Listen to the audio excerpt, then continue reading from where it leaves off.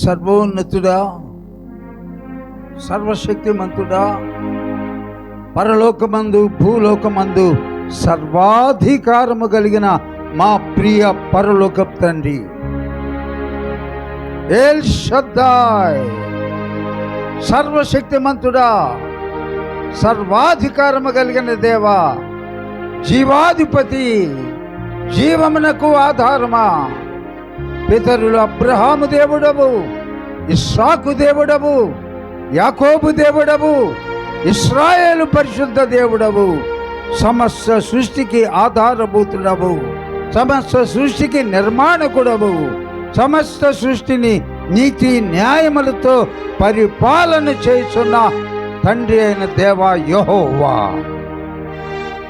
సైన్యములకు అధిపతివగు దేవా, నీ పరిశుద్ధ నామమునకు, పరిశుద్ధమైన నీ పాదములకు, మహోన్నతమైన నీ పాదములకు, నీ కుమారుడు, మా రక్షకుడు, దావీదు కుమారుడు, నజరేయుడైన యేసుక్రీస్తు నామములో నీవు ఆగస్టు నెలలో బ్రతికించి ప్రవేశపెట్టిన మొదటి పునరుద్ధాన దినమున నీ మందిరములో కూడి వచ్చిన నీ బిడ్డలము నీ పాదముల చెంత సాష్టాంగపడి ప్రాణాత్మ దేహములు సమర్పించుకొని కృతజ్ఞతాస్తుతులు చెల్లిస్తున్నాం. సమస్త మహిమ, ఘనత, ప్రభావములు మీకే ఆరోపిస్తూ నజరేయుడైన యేసుక్రీస్తు నామములో ప్రార్థించి వేడుకుంటున్నాము పరమ తండ్రి, ఆమేన్. హల్లెలూయా. స్తుతి మహిమ అనే పాటను పాడుకుంటూ దేవుని నామాన్ని మహిమపరచుకుందాము.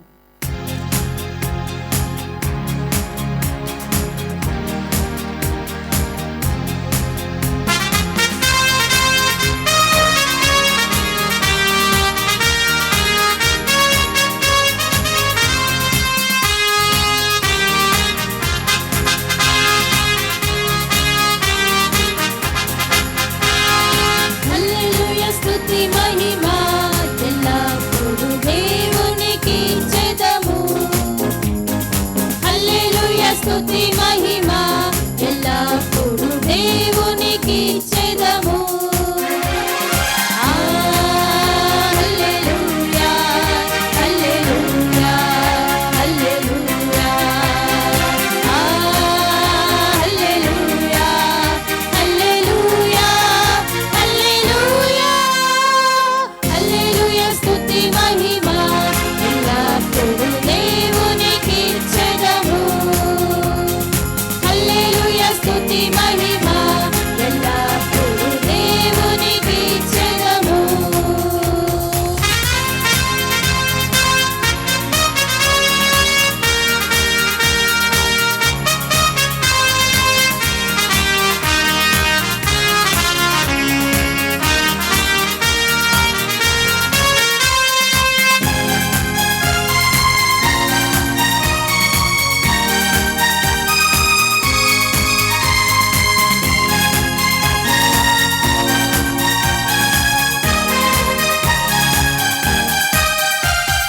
సైన్యములకు అధిపతి అయిన ఆ దేవుని స్తుతించెదము. అల్ల సైన్యములకు అధిపతి అయిన ఆ దేవుని స్తుతించెదము. అలసంద్రములను దాటించిన ఆ యెహోవాను స్తుతించెదము. అలసంద్రములను దాటించిన ఆ యెహోవాను స్తుతించెదము. హల్లెలూయా. స్తుతి మహిమ ఎల్లప్పుడూ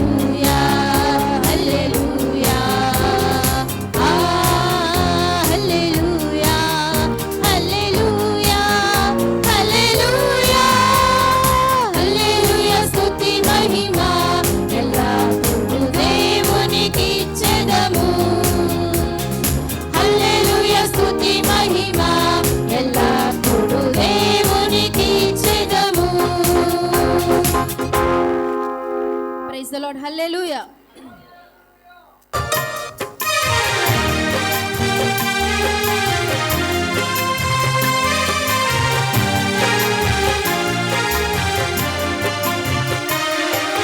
స్తుతించిన చాలు నా బ్రతుకు దినములు, నిన్ను పొగడిన చాలు నా గుండె గుడిలో. నిన్ను స్తుతించిన చాలు నా బ్రతుకు దినములు, నిన్ను పొగడిన చాలు నా గుండె గుడిలో. నేనున్నా లేకున్నా నా స్థితిగతులే మారిన, నేనున్నా లేకున్నా నా స్థితిగతులే మారిన, నీ సన్నిధిలో ఆనందించ భాగ్యముండిన చాలు. నిన్ను స్తుతించిన చాలు నా బ్రతుకు దినములు, నిన్ను పొగడిన చాలు నా గుండె గుడిలో. నిన్ను స్తుతించిన చాలు నా బ్రతుకు దినములు, నిన్ను పొగడిన చాలు నా గుండె గుడిలో.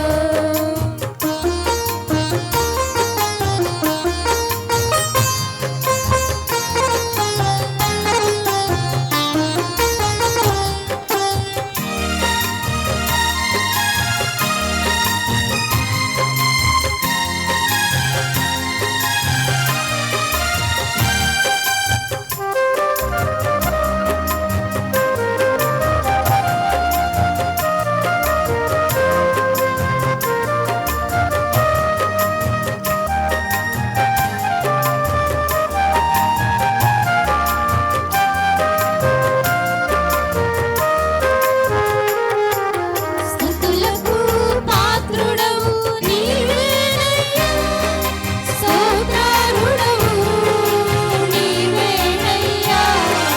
స్తుతులకు పాత్రుడవు నీవేనయ్యా, స్తోత్రార్హుడవు నీవేనయ్యా. నీవేనయ్యా నాకు నీవేనయ్యా, నీవేనయ్యా నాకు నీవేనయ్యా. నిన్ను స్తుతించిన చాలు నా బ్రతుకు దినములు, నిన్ను పొగడిన చాలు నా గుండె గుడిలో. నిన్ను స్తుతించిన చాలు నా బ్రతుకు దినములు, నిన్ను పొగడిన చాలు నా గుండె గుడిలో. నిన్ను స్తుతించిన చాలు నా బ్రతుకు దినములు, నిన్ను పొగడిన చాలు నా గుండె గుడిలో. నేనున్నా లేకున్నా నా స్థితిగతులే మారిన, నేనున్నా లేకున్నా నా స్థితిగతులే మారిన, నీ సన్నిధిలో ఆనందింప భాగ్యముండిన చాలు. నిన్ను స్తుతించిన చాలు నా బ్రతుకు దినములు, నిన్ను పొగడిన చాలు నా గుండె గుడిలో. నిన్ను స్తుతించిన చాలు నా బ్రతుకు దినములు, నిన్ను పొగడిన చాలు నా గుండె గుడిలో. మంచినీరు గాలి నీకు ఇచ్చినందుకు స్తుతించు. దేవుడు ఏమై ఉన్నాడో స్తుతించు. ఆకాశములు మహాకాశములు పట్టుదలనమయ్యా అని స్తుతించు. నువ్వు కోటి సూర్యుల తేజస్సులో ఉన్న దేవుడు అని స్తుతించు. అబ్రహాము, ఇస్సాకు, యాకోబు, ఇశ్రాయేలు పరిశుద్ధ దేవుడు అయ్యా అని స్తుతించు. 40 సంవత్సరాలు మన్నా ఇచ్చి పోషించావు బ్రహ్మ. స్తుతించు. కాళ్ళకు వాపు రాలేదు. స్తుతించు. ఏ తెగులు వాటి దగ్గర రాలేదు. అందుకు స్తుతించు. పగలు ఎండ దెబ్బ తగలకుండా మేఘ స్తంభం వచ్చింది. అందును బట్టి స్తుతించు. రాత్రి పాములు, సర్పాలు, అరణ్యంలో మృగాలు రాకుండా అగ్ని స్తంభం పెట్టినందుకు స్తుతించు.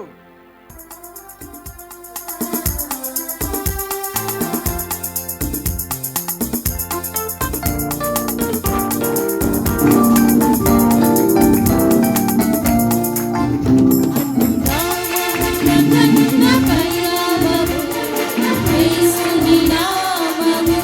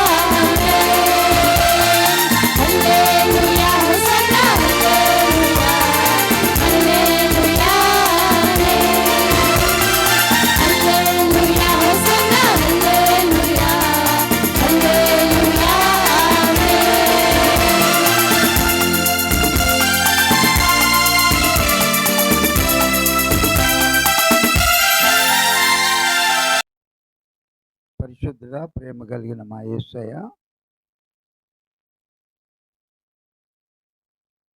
నీ కృప కనికరములను బట్టి ఇప్పుడు కూడా సజీవులుగానే ఉన్నామయ్యా.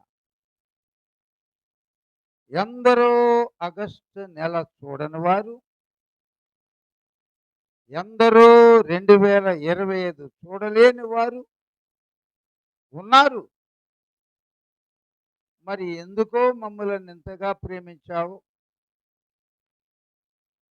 2025 ఆగస్టు నెల మొట్టమొదటి పునరుద్ధాన దినం వరకు కూడా సజీవులుగా ఉన్నాం. మేము సజీవులుగా ఉండడం, నువ్వు పోషించటం, కాపాడడం, ఆపద సమయంలో భద్రపరచటం, ఇవన్నీ జ్ఞాపకం చేసుకొని చేతులెత్తి స్తుతించాం, ఆరాధించాం. ఇప్పుడు నువ్వు రాబోతున్నావు కదా, అందుకని మధ్యాకాశమునకు ఎత్తబడు వధువు సంఘముగా మేము సిద్ధపడినట్లు ఈరోజు మాతో మాట్లాడండి. యేసు క్రీస్తు నామములో ప్రార్థిస్తున్నాము పరమ తండ్రి, ఆమేన్.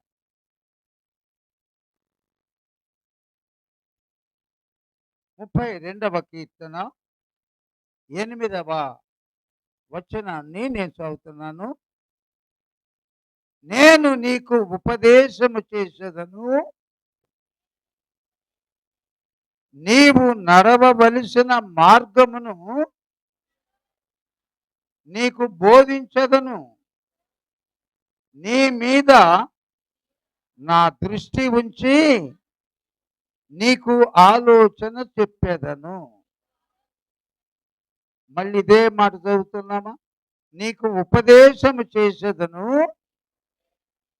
నీవు నడవలసిన మార్గమును నీకు బోధించదను. నీ మీద దృష్టి ఉంచి నీకు ఆలోచన చెప్పేదను. ఇప్పుడు ఒక 60 మంది సుమారుగా మందిరంలో ఉన్నాం. జాగ్రత్తగా వినండి అమ్మా. ఎవరి మార్గాల్లో వాళ్ళు నడుస్తూనే ఉన్నాం.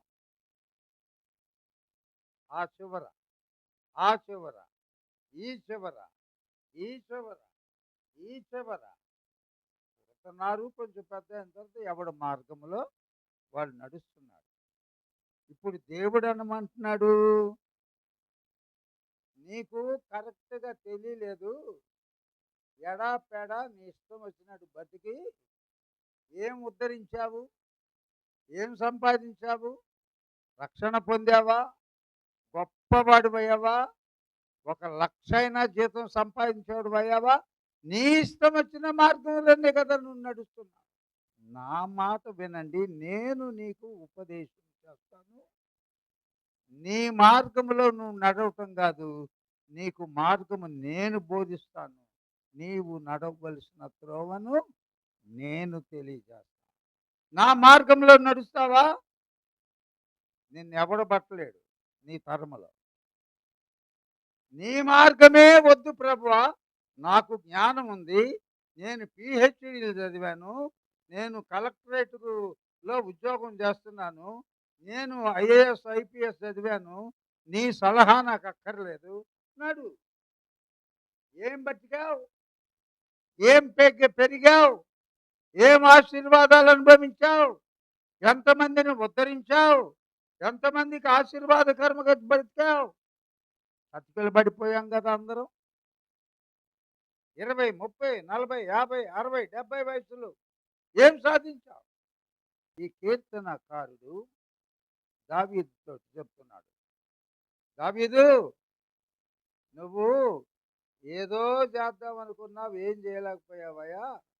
అందుకని నీకు నేను ఉపదేశం చేస్తా.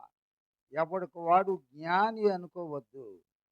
సొలొమోను మహారాజు సామెతల గ్రంథంలో ఈ మాట రాశాడు. ప్రతి వాళ్ళు కూడా, ఆడ ఏంటి మగవాడేంటి, ఎవడికి వాడే గొప్ప, ఎవడికి వాడే టాలెంటెడ్, ఎవడికి వాడే గ్రేట్, ఎవడికి వాడే, అదే గర్వం. అందుకే ఎక్కడికెక్కడ అణిచివేయబడుతున్నామే కానీ అభివృద్ధి చెందట్లేదు.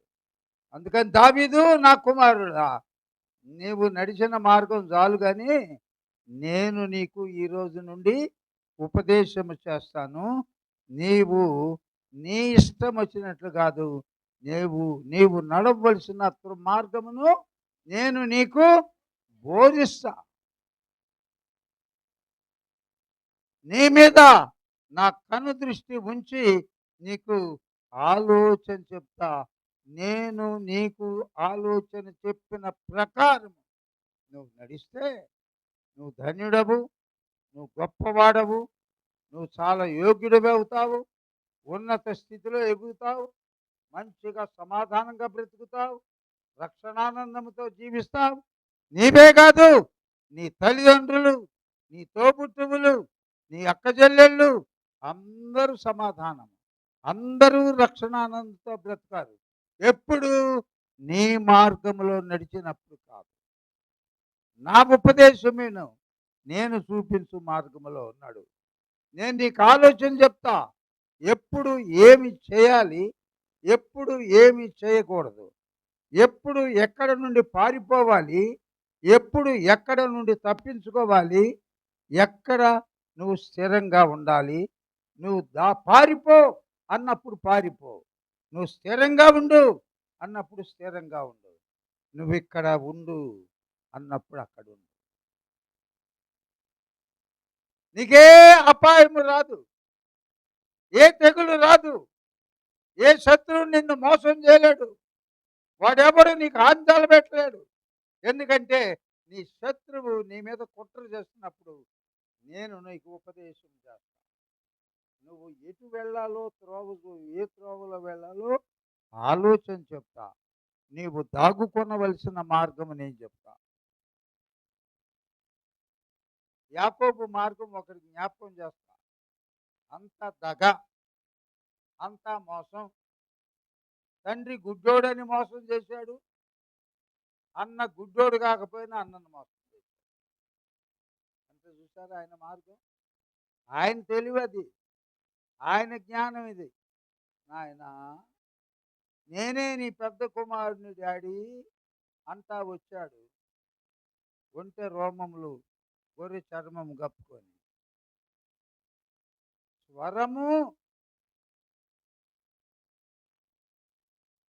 కవిడి చూస్తే ఏశావులాగానే ఉన్నాడు, స్వరము యాకోబులాగుందే. గుడ్డోడు కనపడకుండా మోసం చేశాడు. నువ్వెంతమందిని మోసం చేస్తున్నావు?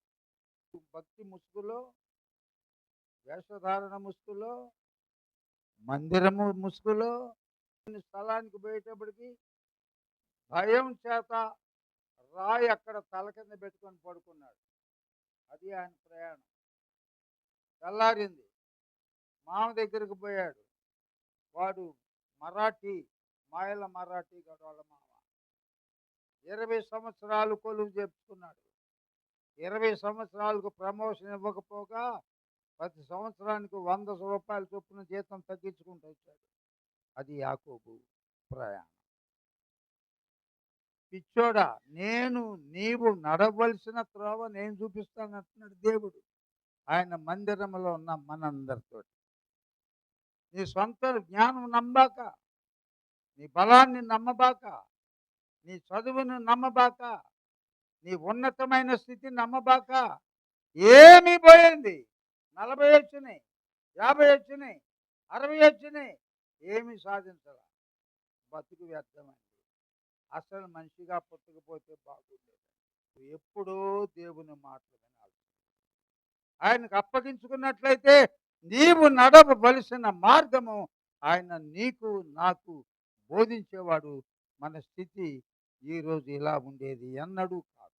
దేవుని స్తోత్రం, దేవుని సన్నిధి.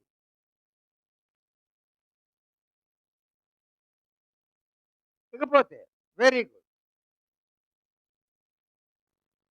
ఇక మోషే, ఆయన త్రోవ అయింది.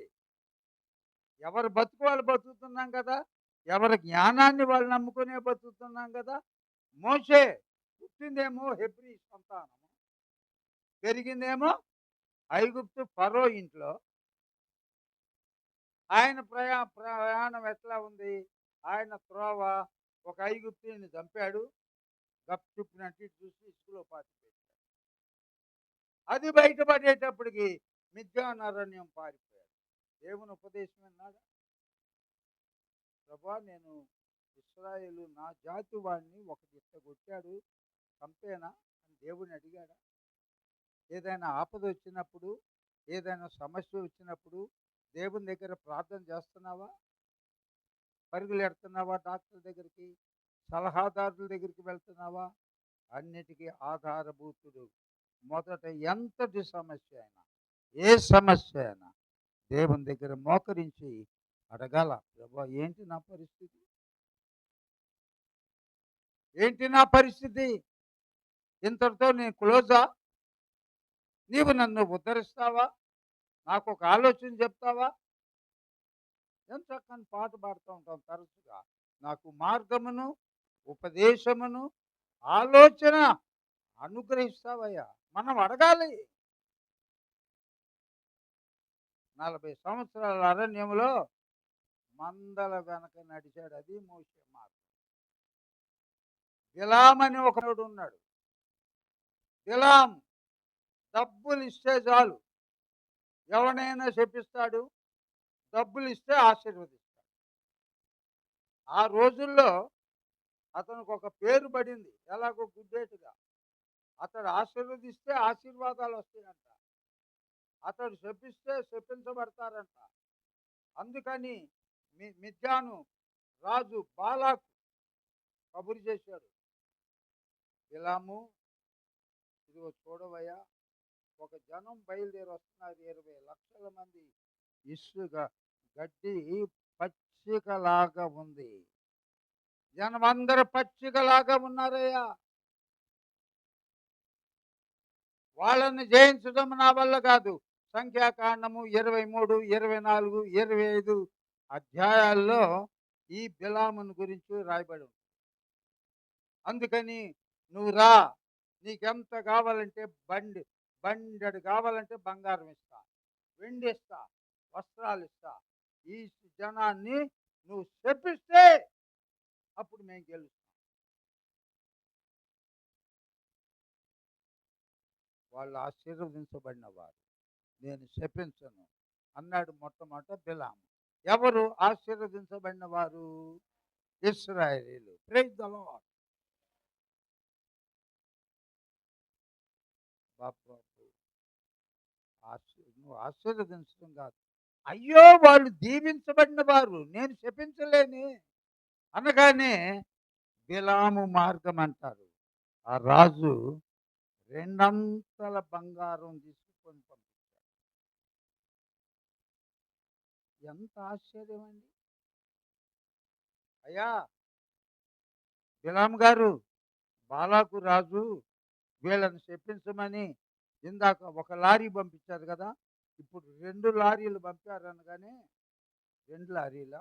అట్లా ఈ రాత్రి ఉండండి, మళ్ళీ యెహోవా యొద్ద ప్రార్థన చేస్తాం.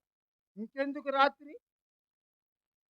ఏయ్, వాళ్ళు దీవించబడిన వారు, నేను వారిని చెప్పించలేను, నేటికి కూడా చెప్పించలేరు ఎవ్వరు ఇశ్రాయేలు జనాంగాన్ని. అంతే, వారు దీవించబడిన వారు, వారు ఏర్పరచబడిన వారు, వారు శిరస్సుగా దేవుడు చేశాడు. ఎవ్వరు వాళ్ళని చెప్పించలేరు. అబ్రహాముకి ఏమన్నాడు తండ్రి?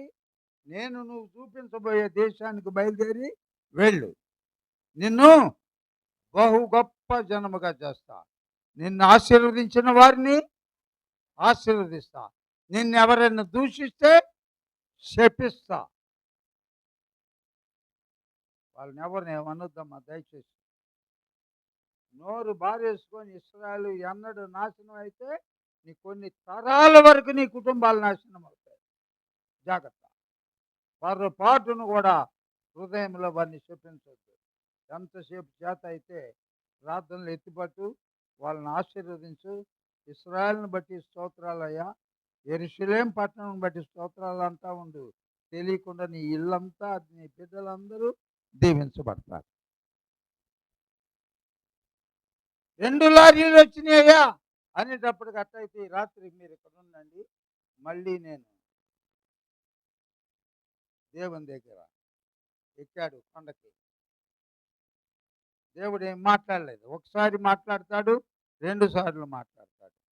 బిలాం ఎక్కి మిద్యాను పచ్చిక బయలులాగా ఉన్న ఇశ్రాయేలీయులను చూసి నోరు తెరిచి వీళ్ళు నాశనమైపోవును గాక అంటుంటే కాదంట, అన్ని నోట నుండి ఆశీర్వచనములే వస్తున్నాయి. ఎంత తిడదామనుకున్నా, ఎంత శపిద్దామనుకున్నా అన్ని ఆశీర్వాదాలుగా మారిపోయినాయి. బిలాం మార్గంలో ఎవరైనా ఉన్నారా? రే 2000 ఇస్తాను, వాడిని వేసేస్తావు ఈ రాత్రి, పలానా బార్ దగ్గర ఉంటాడంటే డబ్బులు కక్కుర్తిపడి చేస్తున్నావా? 5000 ఇస్తా, ఆ కాపురం కూల్చేటట్టు చేయి అంటే చేస్తున్నావా? అదే బిలాము నడక, యాకోబు నడక, మోషే నడక, బిలాము నడక ఈ మనం చెప్పుకున్నాం. ఇంకొక అతను నడక ఉంది, దావీదు. ఎప్పుడు చూసినా నీ ఇష్టమే జరుగును కాక, నీ చిత్తమే జరుగును కాక, నా ఏలిన వాడ 10 తంతుల సితారతో పాటలు పాడుకోవటం, 7 మార్లు స్తుతించటం, ముమ్మారు ప్రార్థించేవాడు యుద్ధానికి ఎందుకు వెళ్ళలేదమ్మా? ఎందుకు ఊరియా భార్య కావాల్సి వచ్చిందమ్మా? ప్రార్థనకు పోకపోతే వాడు మింగేస్తాడు. అది దీనిలో మనం నేర్చుకోవాలి. కాబట్టి దేవుడు అంటున్నాడు, మనలందరినీ నీ మీద దృష్టి నిలుపుతాడు, మనకు ఆలోచన చెప్తాడు. దేవుడు ఏమై ఉన్నాడు? నిన్న నేడు నిరంతరము ఏకరీతిగా ఉన్నాడు. మరి మన స్థాయి ఏంటమ్మా? మనము సాగిపోయే నీడ. అది మానవుని యొక్క స్థాయి. ఎంతమంది దేవదూతలు ఉంటారు చెప్పగలరా పరలోకంలో? కోటాన కోట్ల. దానిని దేవుడు 3 భాగాలుగా విభాగం చేశాడు. ఒకటి, వర్షిప్ నడిపించి పాటలు పాడి వాద్యాలు వాయించేవాళ్ళు, అది ఒక గుంపు. నీకు నాకు శుభవర్తమానాలు పంపించడానికి ఒక గుంపు, దానికి ఒక నాయకుడు. దేవుని ప్రజల మీదకి దుష్టుడు దాడి చేస్తుంటే వాళ్ళతో యుద్ధం చేయటానికి కొంతమంది దూతలు, వాళ్ళకు ఒక నాయకుడు.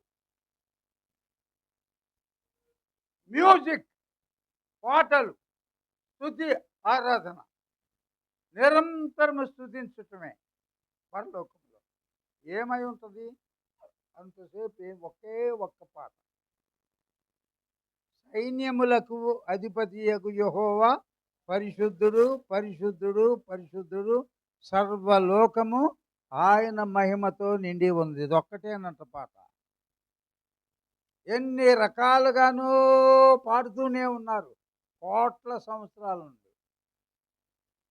అది ఒక గుంపు, తెల్లని వస్త్రాలతో ఒక గుంపు బయలుదేరి అన్ని వాద్యాలు తన రెక్కల్లో నుండి వాయించేవాడు లూసిఫర్ నాయకుడు.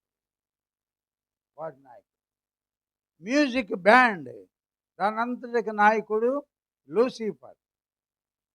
శుభవర్తమానాలు ఎవరికి ఏం చెప్పాలన్నా కానీ ఎవరైనా గాబ్రియేల్, ఆ గుంపుకి గాబ్రియేల్.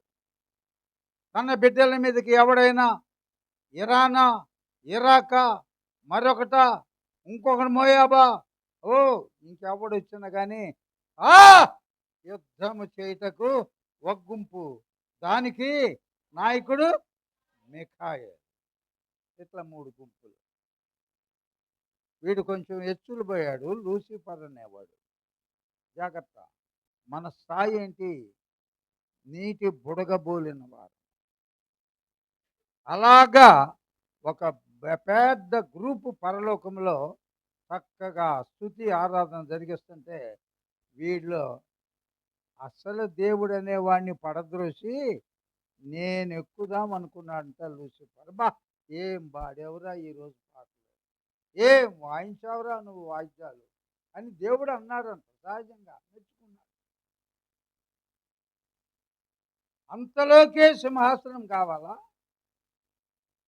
అందుకని వాడి గ్రూపు మొత్తాన్ని ఒక తన్ను దన్ని ఎక్కడ పడేశాడు? వాడు భూమి మీద పడిపోయి దెయ్యం అయిపోయాడు. వాళ్ళు దెయ్యాలు. అర్థమైన వాళ్ళు చేతులేసి దేవుని స్తోత్రం చెప్పండి.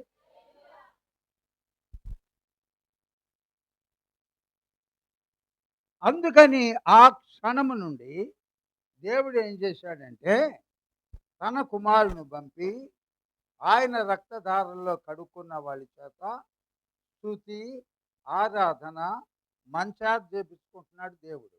దేవుని స్తోత్రం. ఇంతకుముందు ఎవరు చేసేవాళ్ళు పరలోకములో?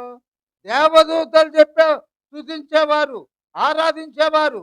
ఇప్పుడు వాళ్ళని దేవుడు పడదోసి మంటివారమైన మనలకు అంత గొప్ప స్థితి, అంత గొప్ప భాగ్యము, అంత గొప్ప ధన్యత ఇచ్చి పోరా అని దేవదూతను పడద్రోసి మంటివారమైన మన చేత స్తుతి ఆరాధన జరిగించుకుంటున్నాడు.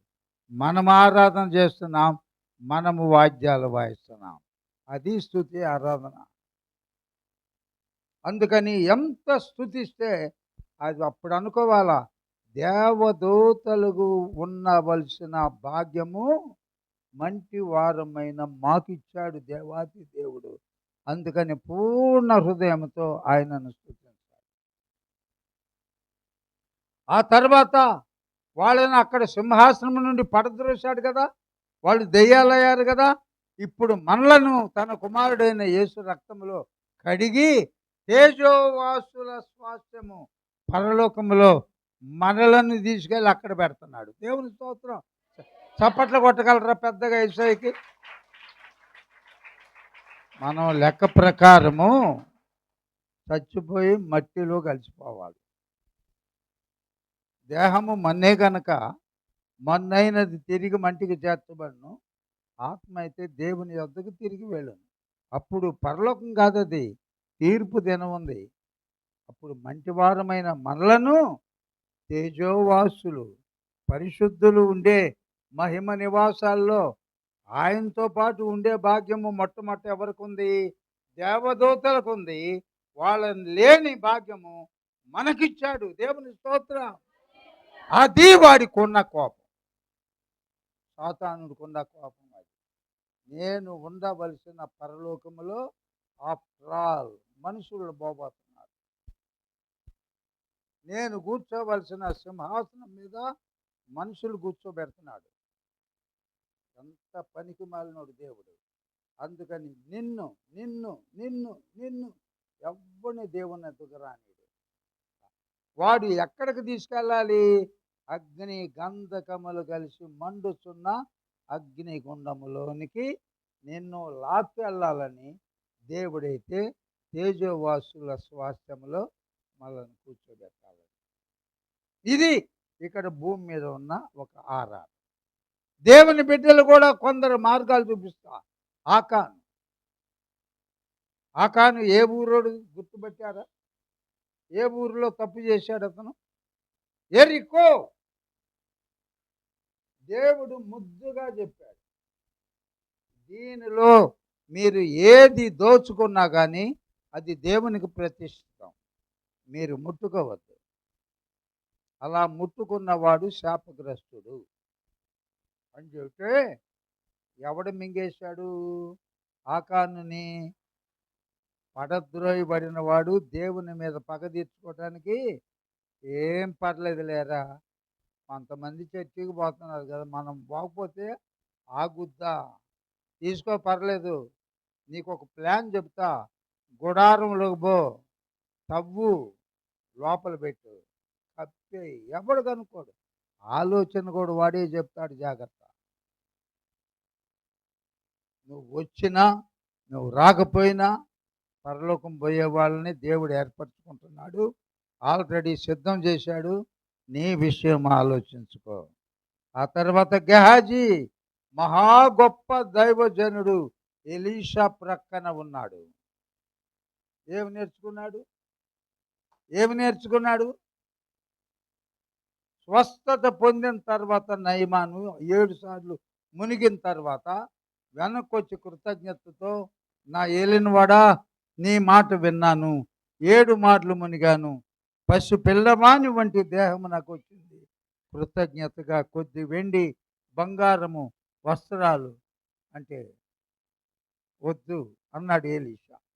అప్పుడు ఎలీషా దగ్గరే అడగొచ్చు కదా గెహాజీ, నా ఏలినవాడా, నువ్వెటు తీసుకోవు, నాకు 2 వస్త్రాలు, కొంచెం వెండి, కొంచెం బంగారం నాకు ఇప్పించవా అంటే, నయమాను ఇదిగో గెహాజీకి ఇవన్నీ చెప్పాడు కదా.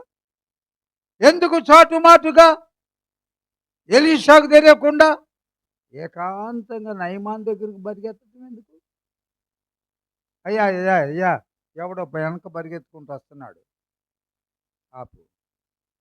ఏం బాబు, నేను ఎలీషా గారి దగ్గర నన్ను చూశారు కదండి, మా ఇంటికి అనుకోకుండా చుట్టాలు వచ్చారు, ఎలీషా తెమ్మన్నాడు కొంచెం వెండి, వాటి విలువైన వస్త్రాలు. అదే బలేవుడు దైవజనుడు అడుగుతున్నాడు, గెహాజీ నువ్వెక్కడికి వెళ్ళావు? ఎక్కడికి వెళ్ళలేదయ్యా, ఇక్కడే కూర్చున్నాను కదా. నువ్వు ఆ గుర్రముల వెనక పరిగెత్తినప్పుడు రథముల వెంట నా ఆత్మ నీ వెంట రాలేదా? నా ఆత్మ నీతో కూడా రాలేదా? ఆ నయమాను బాగొట్టుకున్న కుష్టు నీకు తరతరములు తరతరములు, ఇంకా దానికి అంతం లేదు. వాళ్ళన్నమాట ప్రపంచం అంతటిలో ఉన్న కుష్టు వాళ్ళు నయమాను పుణ్యం. జాగ్రత్త, అతని మార్గం అది. ఆ తర్వాత ఇస్కరియోతు యోధ పగలంతా యేసయ్యకు పక్కన ఆనుకునే ఉంటాడు. భూమిని తల్లకిందులు చేసేవారు అని అపోస్తలులకి పేరు పెట్టారు. అబ్బో, వీళ్ళు యేసు శిష్యులు, వీళ్ళు వస్తుంటే భూమి దడదడలాడిపోద్ది, భూమిని తలకిందులు చేసేవాళ్ళు. వాడు ఏం చేస్తాడంటే, వాడు యాక్టర్, పగలంతా యేసయ్య పక్కనే ఉంటాడు. చీకటి పడిందంటే ప్రధాన యాజకుడు, తర్వాత కైఫా, కైసర, ఆ ప్రాంతాలకు వెళ్ళి వాడిని అప్పచెప్తాను, ఎంత ఇస్తారు. జాగ్రత్త. ప్రభు అంటున్నాడు, నీకు నేను ఉపదేశము చేస్తాను, నీవు నడవలసిన మార్గము బోధిస్తా. అప్పుడు ఏమైంది? ఇస్కరియోతు యూదా ఏమన్నాడు? మొత్తం ప్రభువుని అప్పగించాడు, కానీ పేగులు బయటకు వచ్చేటట్టు ఉరేసుకొని కింద పడిపోయాడు. అటువంటి వారికి అటువంటి గతే. ఆకాను ఏమైంది? ఆకానును, తన భార్యను, తన తల్లిదండ్రులను, తన కుటుంబం అంతటిని ఆకూరు లోయ దాకా తీసుకొని పోయి రాళ్లతో కొట్టి చంపి నేటి మీద బండలేసి అగ్నితో కాల్చివేసి బండలేశారంట దాని మీద. ఆ రాళ్ళ కుప్ప నేటి వరకు ఉంది. కాబట్టి ప్రియమైన దేవుని బిడ్డలారా, శ్రద్ధగా వినండి. దేవుడు నీవు బాగుపడాలని, ఆయన బిడ్డగా బ్రతకాలని, నువ్వు ఆశీర్వదించబడాలని, నువ్వు గొప్ప అవ్వాలని, నువ్వు క్షేమంగా బ్రతకాలని, నువ్వు రక్షణానందంతో బ్రతకాలని, నువ్వు సమాధానంగా బ్రతకాలని కోరుకుంటున్నాడు. కాబట్టి నీకు ఉపదేశము చేస్తాను, నీవు నడవలసిన మార్గమును నీకు బోధిస్తాను, నీ మీద దృష్టి ఉంచి నీకు ఆలోచన చెప్తాను అని మనందరితో నేటి దినమున మాట్లాడాడు. వింటావా? లేకపోతే యాకోబులాగా గుడ్డు కళ్ళు ఉన్నవాడిని కళ్ళు లేని వాళ్ళని మోసం చేస్తావా? ఆ తర్వాత మోసేలాగా చంపేస్తావా? బిలాములాగా డబ్బులు ఇస్తానంటే ఏ కక్కుర్తి పని అయినా చేస్తావా? ఆకానులాగా చేస్తావా? గెహాజీలాగా చేస్తావా? ఇస్కరియోతు ఇదిలాగా బ్రతుకుతావా? మోకరించే 2 నిమిషాలు అందరూ కళ్ళు మూసుకోండి. నేను నడవలసిన త్రోవ నాకు నేర్పు, నాకు బోధించు, నేనే మార్గంలో నడవాలో నాకు అర్థం కావట్లేదయ్యా. నువ్వు చెప్తానన్నావు కదా, నా పితరుడితోటి నీకు ఉపదేశం చేస్తానన్నావు కదా, నా మీద దృష్టి ఉంచి ఆలోచన చెప్పాయా. బుద్ధి జ్ఞానము లేని గుర్రముల వలె కానీ, కంచరు గాడిద వలె కానీ నేను ఉండకుండా నీకిష్టమైన బిడ్డగా బ్రతుకుటకు నాతో తండ్రివై తల్లివై నా దేవుడివై నన్ను నడిపించు ప్రభు అని ప్రతి ఒక్కరు చిన్న ప్రార్థన చేసుకొని ముగించుకున్నాం.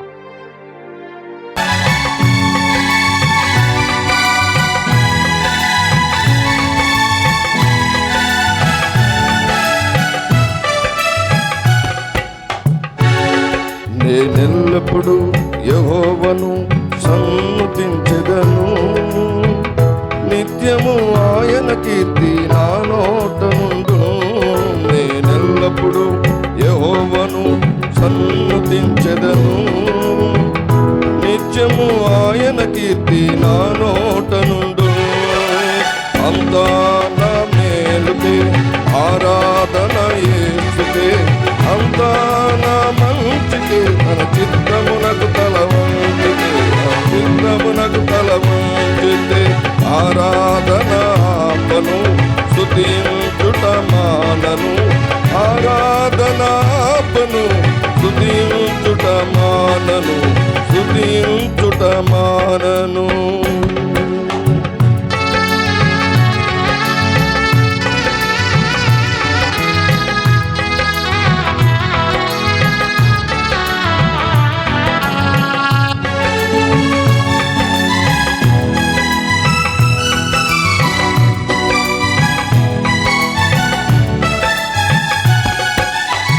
కన్నీళ్ళే పానములైనా, కఠిన దుఃఖ బాధలైనా, స్థితిగతులే మారిన, అవకాశం చేజారిన,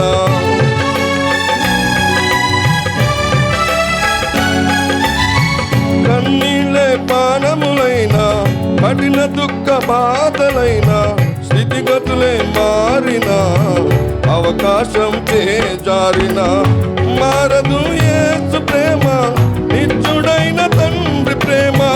మారదు యేసు ప్రేమ, నిత్యుడైన తండ్రి ప్రేమ. మారదు యేసు ప్రేమ, నిత్యుడైన తండ్రి ప్రేమ.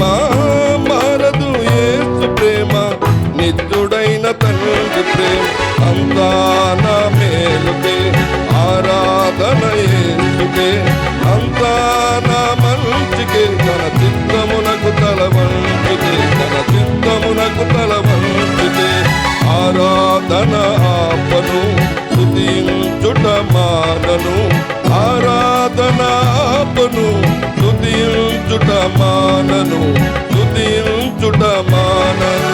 అంతా నా మేలుకే ఆరాధన యేసుకే, అంతా నా మంచికే, తన చిత్తమునకు తల వంచితే, తన చిత్తమునకు తల వంచితే ఆరాధన ఆపను, స్తుతించుట మానను. ఆరాధన ఆపను, స్తుతించుట మానను, స్తుతించుట మానను. ముగింపు ప్రార్థన చేస్తున్నాను.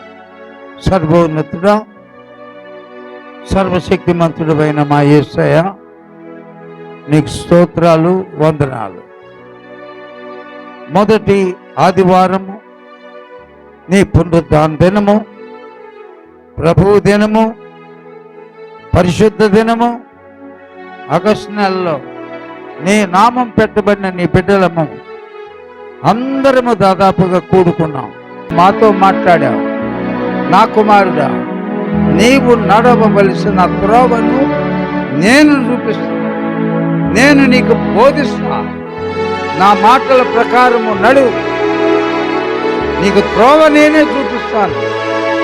అలా అని మా అందరితో మాట్లాడా.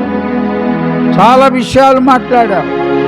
అనేకులు వారి సొంత త్రోవలో నడిచి శాపగ్రస్తులయ్యారు. యేసయ్య వెంట నడిచిన వాడే, రెండంతల ఆత్మ పొందిన ఎలీషా ప్రక్కన ఉన్నవాడే, యెహోషువ నాయకత్వంలో యెరికో జయించిన వాడే నాశనం అయిపోలేదా?